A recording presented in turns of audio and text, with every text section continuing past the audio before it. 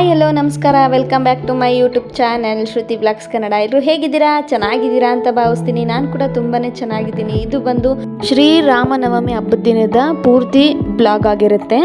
ಬೆಳಗ್ಗೆ ಬೇಗನೆ ಎದ್ದು ಹೊರಗಿನ ಕಸ ಒಳಗಿನ ಕಸ ಎಲ್ಲ ಹೊಡ್ಕೊಂಡು ನೆಲ ಎಲ್ಲ ಒರೆಸ್ಕೊಂಡು ಈ ಥರ ರಂಗೋಲಿ ಕೂಡ ಹಾಕ್ಕೊಂಡಿದ್ದೀನಿ. ರಂಗೋಲಿ ಹೇಗಿದೆ ಅಂತ ತಿಳಿಸಿ ಕಮೆಂಟಲ್ಲಿ, ಓಕೆನಾ? ಇನ್ನು ಹೊರಗಿನ ಕೆಲಸ ಎಲ್ಲ ಮುಗಿಸ್ಕೊಂಡು ಒಳಗೆ ಬಂದು ಈ ಥರ ಒಲೆಗೆ ಅಲಂಕಾರ ಮಾಡಿದೆ ಅಷ್ಟೇ. ಇವತ್ತು ಯಾವುದೇ ಥರ ತಿಂಡಿ ಆಗಲಿ ಏನೂ ಮಾಡ್ಕೊಂಡಿಲ್ಲ, ಯಾಕಂದರೆ ದೇವಸ್ಥಾನಕ್ಕೆ ಹೋಗಬೇಕಿತ್ತು. ಹಾಗಾಗಿ ದೇವಸ್ಥಾನಕ್ಕೆ ಹೋಗೋಣ ಅಂದ್ಕೊಂಡು ಫಸ್ಟಿಗೆ ಫ್ರೆಶ್ ಅಪ್ ಆಗಿ ಬಂದು ದೇವ್ರ ಮನೆ ಎಲ್ಲ ಕ್ಲೀನ್ ಮಾಡಿಕೊಂಡೆ. ದೇವ್ರ ಮನೆನ ಈ ಥರ ಅಲಂಕಾರ ಮಾಡಿದ್ದೀನಿ. ತುಂಬ ಅಂದರೆ ತುಂಬ ಚೆನ್ನಾಗಿ ಕಾಣ್ತಾ ಇತ್ತು ದೇವ್ರ ಮನೆ. ಯಾಕಂದರೆ ಹಬ್ಬದ ದಿನ ವಿಶೇಷ ಅಂತಲೇ ಹೇಳ್ಬೋದು. ಹೂವೆಲ್ಲ ಸ್ವಲ್ಪ ಜಾಸ್ತಿನೇ ಇಟ್ಟು ಭಾಳ ಚೆನ್ನಾಗಿ ಅಲಂಕಾರ ಮಾಡ್ಕೊಂಡಿದ್ದೆ. ಇನ್ನು ನೈವೇದ್ಯಕ್ಕೆ ಅಂತಂದೇಳಿ ಇವತ್ತು ವಿಶೇಷನೇ ಅದಲ್ವಾ, ಪಾನಕ ಮತ್ತು ಕೋಸಂಬರಿ ಮತ್ತು ಒಂದು ಹಣ್ಣಿನ ಪ್ರಸಾದನ ನಾನು ಮಾಡ್ಕೊಂಡಿದ್ದೆ. ಪಾನಕ ಕೋಸಂಬರಿ ಮಾಡೋದು ಎಲ್ರಿಗೂ ಗೊತ್ತೇ ಇದೆ, ನಾನು ಅದನ್ನೇನು ಶೇರ್ ಮಾಡ್ಕೊಳಕ್ಕೆ ಹೋಗಿಲ್ಲ. ದೇವ್ರ ನೈವೇದ್ಯಕ್ಕೆ ಯಾವುದೇ ಥರ ಕೋಸಂಬರಿ ಮಾಡಬೇಕು ಅಥವಾ ಬೇರೆ ಯಾವ ಥರ ಖಾರದ ಐಟಮ್ ಮಾಡಬೇಕು ಅಂತಂದರೆ ಈರುಳ್ಳಿನ ಬಳಸಬಾರ್ದು ಅಂತ ಹೇಳ್ತಾರೆ. ಹಾಗಾಗಿ ನಾನು ಕೂಡ ಈರುಳ್ಳಿನ ಬಳಸ್ಕೊಂಡಿಲ್ಲ. ನಾನು ಕೋಸಂಬರಿ ಮಾಡೋಕ್ಕೆ ಏನೇನು ತೊಗೊಂಡಿದ್ದೀನಿ ಅಂತಂದರೆ ಹೆಸರುಬೇಳೆ, ಕ್ಯಾರೆಟು ಮತ್ತು ಸ್ವಲ್ಪ ಕೊತ್ತಂಬರಿ ಸೊಪ್ಪು, ಸೌತೆಕಾಯಿ, ಸ್ವಲ್ಪ ಹಸಿಮೆಣಸಿಕಾಯಿ ಹಾಕಿ ಸ್ವಲ್ಪ ನಿಂಬೆಹಣ್ಣು ಹಿಂಡಿ ಕಲಸಿ ಇಟ್ಟಿದ್ದೀನಿ ಅಷ್ಟೇ. ಶ್ರೀರಾಮನಿಗೆ ಇದು ತುಂಬಾ ಪ್ರಿಯವಾದ ಒಂದು ನೈವೇದ್ಯ ಅಂತಲೇ ಹೇಳ್ಬೋದು. ಸ್ವೀಟ್ಗೋಸ್ಕರ ಪಾನಕನ ಹಣ್ಣುಗಳನ್ನು ಸೇರಿಸಿ ಒಂದು ಸ್ವಲ್ಪ ಪಂಚಾಮೃತ ಥರ ಮಾಡ್ಕೊಂಡಿದ್ದೆ. ಒಂದು 2ರಿಂದ 3 ಥರ ಹಣ್ಣನ್ನು ಬೆರಗಿಸಿ ಅದಕ್ಕೆ ಹಾಲು ಮತ್ತು ಸಕ್ಕರೆ, ತುಪ್ಪ, ಮೊಸರನ್ನ ಸೇರಿಸಿ ಪಂಚಾಮೃತ ಮಾಡಿಕೊಂಡು ಹಣ್ಣನ್ನು ಇಟ್ಟು ನೈವೇದ್ಯ ಮಾಡಿ ಪೂಜೆನ ಮುಗಿಸ್ಕೊಂಡು ಇನ್ನು ಹೊರಟಿದ್ದೀವಿ ಎಲ್ಲಿಗೆ? ದೇವಸ್ಥಾನಕ್ಕೆ. ನಮ್ಮೂರು ಬಂದು ನಮ್ಮ ಡಿಸ್ಟಿಕ್ ಬಂದು ದಾವಣಗೆರೆ. ನಾವು ಇಲ್ಲಿ ನಮ್ಮ ಮನೆಯವರು ಕೆಲಸ ಮಾಡೋದ್ರಿಂದ ಇಲ್ಲಿ ಕೂಡ್ಲಿಗಿ ತಾಲೂಕಿಗೆ ಬಂದಿದ್ದೀವಿ. ಅಂದರೆ ವಿಜಯನಗರ ಡಿಸ್ಟಿಕ್ಕು ಕೂಡ್ಲಿಗಿ ತಾಲೂಕಲ್ಲಿ ನಾವಿದ್ದೀವಿ. ನಾವು ಒಂದು ಹಳ್ಳಿಲಿದ್ದೀವಿ. ಹಾಗಾಗಿ ನಾನು ಹಳ್ಳಿಯಿಂದ ಇಲ್ಲಿಗೆ ಅಂದರೆ ಕೂಡ್ಲಿಗಿಗೆ ಬರಬೇಕು ಅಂದರೆ 2 ಕಿಲೋಮೀಟ್ರ್ ದೂರ ಬರಬೇಕು. ಹಾಗಾಗಿ ಆಟೋದಲ್ಲಿ ಟ್ರಾವೆಲ್ ಮಾಡ್ಕೊಂಡು ಬರ್ತಾಯಿದ್ದೀವಿ. ನಮ್ಮ ಮನೆಯವ್ರು ಇದ್ದಿಲ್ಲ, ನಮ್ಮ ಮನೆಯವ್ರು ಡ್ಯೂಟಿಗೆ ಹೋಗಿದ್ರು. ಹಾಗಾಗಿ ಅವರನ್ನು ಬಿಟ್ಟು ನಾವಷ್ಟೇ, ನಾನು ನನ್ನ ಮಕ್ಕಳು ಅಷ್ಟೇ ಬಂದಿದ್ವಿ. ಇಲ್ಲಿ ನನಗೆ ತೇರಿರೋ ವಿಚಾರನೇ ಗೊತ್ತಿರಲಿಲ್ಲ. ಅಲ್ಲಿಗೆ ಹೋದ್ಮೇಲೆ ಗೊತ್ತಾಯಿತು ಇಲ್ಲಿ ತೇರಿದೆ, ತುಂಬ ಚೆನ್ನಾಗಿ ಹಬ್ಬನ ಮಾಡ್ತಾರೆ ಅಂತ ಗೊತ್ತಾಗಿತ್ತು. ಇನ್ನು ಅದನ್ನ ಹೋದೆ. ಅಲ್ಲಿಗೆ ಹೋದ ತಕ್ಷಣವೇ ನನಗಿಲ್ಲಿ ತುಂಬಾ ಎಕ್ಸೈಟ್ ಆದೆ ನಾನು. ತುಂಬ ಜನ ಇದ್ದರು. ಅದರಲ್ಲಿ ಹೆಂಗೆಂಗೋ ಮಾಡ್ಕೊಂಡು ಹೋದೆ. ದೇವಸ್ಥಾನಕ್ಕೆ ಹೋದೆ. ದೇವಸ್ಥಾನ ಮುಂದೆನೇ ಈ ಥರ ದೇವ್ರನ್ನ ಕೂರಿಸಿದ್ರು. ಅಂದರೆ ಸೀತಾ ಮತ್ತು ರಾಮ ಮತ್ತು ಲಕ್ಷ್ಮಣ ವಿಗ್ರಹನ ಇಟ್ಟು ಪೂಜೆ ಮಾಡಿದರು. ಅದು ಏನು ಎತ್ತ ಅಂತ ನನಗೂ ಗೊತ್ತಿಲ್ಲ. ಇನ್ನು ದೀಪೋತ್ಸವ ಕೂಡ ಮಾಡ್ಕೊಂಡಿದ್ರು. ದೀಪ ಎಲ್ಲ ಹಚ್ಚಿಟ್ಟಿದ್ರು. ಆಲ್ರೆಡಿ ಅರ್ಧ ಆರೋಗಿತ್ತು. ಆಮೇಲೆ ಹೋದೆ. ನಾನು ಹೋಗೋಷ್ಟೊತ್ತಿ ಟೈಮ್ ಆಗಿತ್ತು. ತುಂಬ ಅಂದರೆ ತುಂಬ ಕ್ಲೌಡ್ ಇತ್ತು. ಭಾಳ ಜನ ಎಲ್ಲ ಇದ್ದರು. ಹೋಗಿ ಏನೇನೋ ಮಾಡಿಕೊಂಡು ದೇವ್ರ ದರ್ಶನ ಮಾಡಿಕೊಂಡೆ. ದೇವ್ರು ಕೂಡ ಒಳ್ಳೆ ಪೂಜೆಗೆ ಹೋಗಿತ್ತು. ಏನು ವಿಗ್ರಹಕ್ಕೆ ಪೂಜೆ ಮಾಡ್ತಾಯಿದ್ರು. ಹಂಗಾಗಿ ಒಳಗೆ ಹೋಗಿ ಹಣ್ಣು ಕಾಯಿ ಮಾಡಿಸ್ಕೊಳೋಣ ಅಂದ್ಕೊಂಡು ಹೋಗಿದ್ದೀನಿ. ತುಂಬ ಅಂದರೆ ತುಂಬ ಚೆನ್ನಾಗಾಯಿತು ದರ್ಶನ. ಅಷ್ಟು ಜನ ಇದ್ದರೂ ಚಿಂತೆ ಇಲ್ಲ, ಭಾಳ ಚೆನ್ನಾಗಿ ದರ್ಶನ ಆಯಿತು. ಇನ್ನು ದರ್ಶನ ಎಲ್ಲ ಮುಗಿಸ್ಕೊಂಡು ಹೊರಗೆ ಬಂದ್ವಿ. ನೋಡಿ ಈ ಥರ ಅಲಂಕಾರನ ಮಾಡಿಕೊಂಡಿದ್ರು. ತುಂಬ ಅಂದರೆ ತುಂಬ ಖುಷಿಯಾಯಿತು ಇವತ್ತು. ಅಂದರೆ ಇಲ್ಲಿ ಶ್ರೀರಾಮನ ದೇವಸ್ಥಾನ ಇಲ್ಲದೆ ಇರೋ ಕಾರಣ ನಾನು ಹನುಮನ ದೇವಸ್ಥಾನಕ್ಕೆ ಹೋಗಿದ್ದೆ. ನಾನು ಅಲ್ಲಿ ಹೋಗಿದ್ದು ಒಳ್ಳೆಯದಾಯಿತು ಅಂತ ಅನ್ನಿಸ್ತು. ಯಾಕಂದರೆ ಅಲ್ಲಿ ತೇರಿರೋ ವಿಚಾರ ನನಗೆ ಗೊತ್ತಿರಲಿಲ್ಲ. ಅದನ್ನು ನೋಡಿ ತುಂಬಾ ಖುಷಿಯಾಯಿತು. ಒಂದು ಒಳ್ಳೆ ಸಮಯದಲ್ಲಿ ನಾನು ದೇವಸ್ಥಾನಕ್ಕೆ ಬಂದಿನಂತ ಸ್ವಲ್ಪ ಖುಷಿ ಕೂಡ ಆಯಿತು. ಆಮೇಲೆ ಅಲ್ಲೆಲ್ಲ ಸ್ವಲ್ಪ ಫೋಟೋಸ್ನೆಲ್ಲ ತೊಗೊಂಡು, ಫೋಟೋಸ್ ತೆಗಿಯೋಂಗಿರಲಿಲ್ಲ, ಮತ್ತು ಪರ್ಮಿಷನ್ ತೊಗೊಂಡು ಫೋಟೋಸ್ನೆಲ್ಲ ತೊಗೊಂಡು ದರ್ಶನ ಮುಗಿಸ್ಕೊಂಡು ಹೊರಗೆ ಬಂದೆ. ಹೊರಗೆ ಬಂದ ಮೇಲೆ ಹೊರಗಡೆನೇ ಇಟ್ಟಿದ್ರು ತೀರ್ಥ ಮತ್ತು ಪ್ರಸಾದನ. ಅದನ್ನೆಲ್ಲ ತೊಗೊಂಡು ಅಲ್ಲಿ ತೊಗೊಂಡಾದ್ಮೇಲೆ ನಾನು ನನ್ನ ಮಕ್ಕಳು ಒಂದು ಪಿಕ್ ತೊಗೊಂಡ್ವಿ.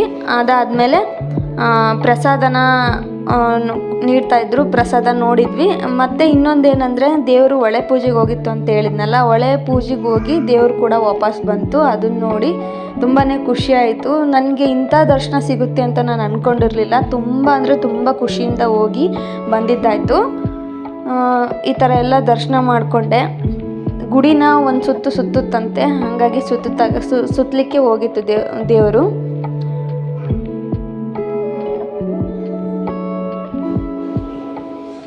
ಅಲ್ಲಿ ದೇವ್ರ ಹಾಡು ಮತ್ತು ತುಂಬ ಕ್ಲೌಡ್ ಇತ್ತು. ಹಾಗಾಗಿ ಅದನ್ನೆಲ್ಲ ಮ್ಯೂಟ್ ಮಾಡಿದ್ದೀನಿ.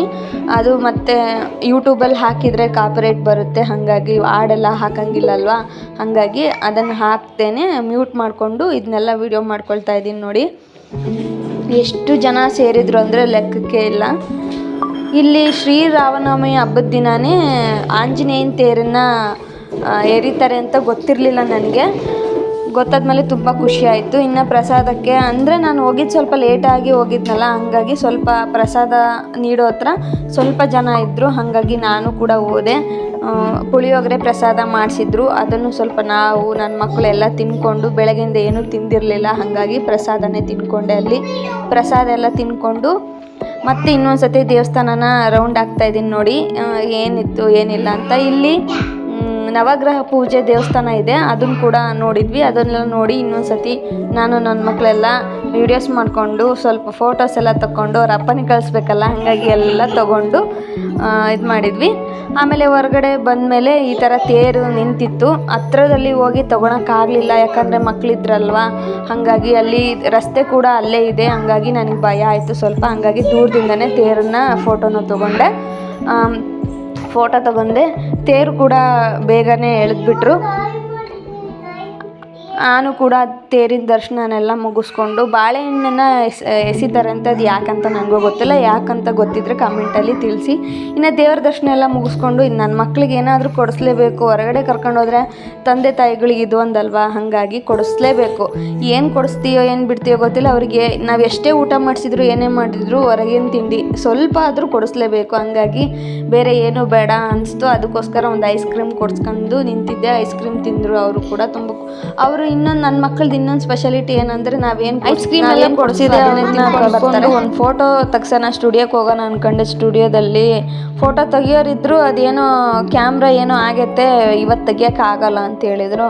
ಒಂದು ಮೆಮೊರಿಬಲ್ ಆಗಿರುತ್ತೆ ಅಂತ ಫೋಟೋ ಸ್ಟುಡಿಯೋಗೆ ಹೋಗಿದ್ದೆ ತೆಗೆಸ್ಕೊಂಡು ಬರೋಣ ಅಂತ. ಅವರು ಇಲ್ಲ ಅಂತ ಹೇಳಿದ್ಕೆ ಸುಮ್ಮನೆ ಮಕ್ಕ ಇಳಿಸ್ಕೊಂಡು ವಾಪಸ್ ಬಂದೆ. ಮಕ್ಕಳಿಗೆ ಐಸ್ ಕ್ರೀಮ್ ಎಲ್ಲ ತಿನ್ನಿಸ್ಕೊಂಡು ಅವ್ರು ಕ್ಲೀನ್ ಮಾಡಿಕೊಂಡು. ತುಂಬ ಮಾತಾಡ್ತಾಯಿದ್ರು ನನ್ನ ಮಕ್ಕಳು, ತುಂಬಾ ಮಾತಾಡ್ತಾರೆ. ಅದನ್ನ ಒಂದು ವ್ಲಾಗಲ್ಲಿ ತಿಳಿಸ್ತೀನಿ ನಿಮಗೆ, ಯಾವ ಥರ ಚೇಷ್ಟೆ ಮಾಡ್ತಾರೆ, ಹೆಂಗೆ ಮಾಡ್ತಾರೆ ಅಂತ ಒಂದು ವ್ಲಾಗಲ್ಲಿ ಶೇರ್ ಮಾಡ್ಕೊಳ್ತೀನಿ ಆದಷ್ಟು ಬೇಗ. ನೋಡಿ ನನಗೆ ವಾಯ್ಸ್ ಕೊಡೋಕ್ಕೂ ಬಿಡ್ತಿಲ್ಲ, ಹೆಂಗೆ ರೇಗಿಸ್ತಿದ್ದಾರೆ ಅಂತ. ಒಂದೊಂದು ಸತಿ ನೈಟ್ ಹೊತ್ತು ಕೊಡ್ತೀನಿ ನಾನು, ಇವ್ರಿಗೋಸ್ಕರನೇ ವಾಯ್ಸ್ ಕೊಡೋಕ್ಕಾಗ್ತಿಲ್ಲ ನನಗೆ. ಮಧ್ಯ ಮಧ್ಯ ಮಾತಾಡಿಸ್ತಿರ್ತಾರೆ. ಎಲ್ಲ ಮುಗಿಸ್ಕೊಂಡು ಇನ್ನು ಮನೆ ಕಡೆಗೆ ನಾವು ಕೂಡ ಹೊರಡ್ಬೇಕಾದ್ರೆ ಅಲ್ಲಿ ಸ್ವಲ್ಪ ವೀಡಿಯೋಸ್ ಮಾಡಿಕೊಂಡೆ.